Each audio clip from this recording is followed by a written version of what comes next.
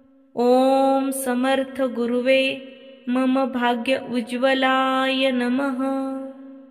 ओम समर्थ गुरुवे मम भाग्य उज्ज्वलाय नमः। ओम समर्थ गुरुवे मम भाग्य उज्ज्वलाय नमः। ओम समर्थ गुरुवे मम भाग्य उज्ज्वलाय नमः। ओम समर्थ गुरुवे मम भाग्य उज्ज्वलाय नमः। ओम समर्थ गुरुवे मम भाग्य उज्ज्वलाय नमः। ओम समर्थ गुरुवे मम भाग्य उज्ज्वलाय नमः। ओम समर्थ गुरुवे मम भाग्य उज्ज्वलाय नमः। ओम समर्थ गुरुवे मम भाग्य उज्ज्वलाय नमः। ओम समर्थ गुरुवे मम भाग्य उज्ज्वलाय नमः। ओम समर्थ गुरुवे मम भाग्य उज्ज्वलाय नमः। ओम समर्थ गुरुवे मम भाग्य उज्ज्वलाय नमः। ओम समर्थ गुरुवे मम भाग्य उज्ज्वलाय नमः। ओम समर्थ गुरुवे मम भाग्य उज्ज्वलाय नमः। ओम समर्थ गुरुवे मम भाग्य उज्ज्वलाय नमः। ओम समर्थ गुरुवे मम भाग्य उज्ज्वलाय नमः। ओम